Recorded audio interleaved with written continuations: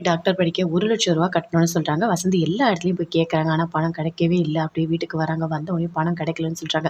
இப்ப என்ன பண்றது? ரூ. 1,00,000 வேணுமே அப்படின்னு தமிழ் யோசிக்கிறாங்க. அம்மா எனக்கு ஒரு ஐடியா தோணுது அப்படின்னு சொல்றாங்க. என்னடி என்ன அப்படின்னு வசந்தி கேட்கறாங்க. நாம ஏம்மா மொய் விருந்து வைக்கக்கூடாது அப்படின்னு சொல்றாங்க. என்னடி சொல்ற அப்படின்னு சொல்லிட்டு கேட்கறாங்க. ஆமாம்மா நம்ம மொய் விருந்து வச்சா கண்டிப்பா நெறைய பேர் காசு குடுப்பாங்கம்மா. அது எல்லாமே சேர்த்தா ரூ. 1,00,000 நமக்கு கிடைக்கும். நாம வந்து பணத்த கட்டிடலாம் அப்படின்னு தமிழ் சொல்றாங்க. என்னடி எனக்கு ரொம்ப கஷ்டமா இருக்குடி அப்படின்னு சொல்றாங்க. அம்மா நான் கண்டிப்பா பண்றேன்ம்மா அப்படின்னு தமிழ் சொல்றாங்க. அதே மாதிரி போயிட்டு சேதுவோட மாமா கிட்ட நடந்த எல்லாத்தையுமே சொல்றாங்க. அவரும் போஸ்டர் அடிக்கிறாரு. அடிச்சு ஆட்டோல சொல்றாரு. மொய் விருந்து வந்து வைக்கிறாங்க தமிழ். அவங்க மருத்துவ படிப்புக்கு பணம் வேணும் அப்படின்னு சொல்லிட்டு போஸ்டர் அடிச்சு ஃபுல்லா ஒட்டுறாங்க.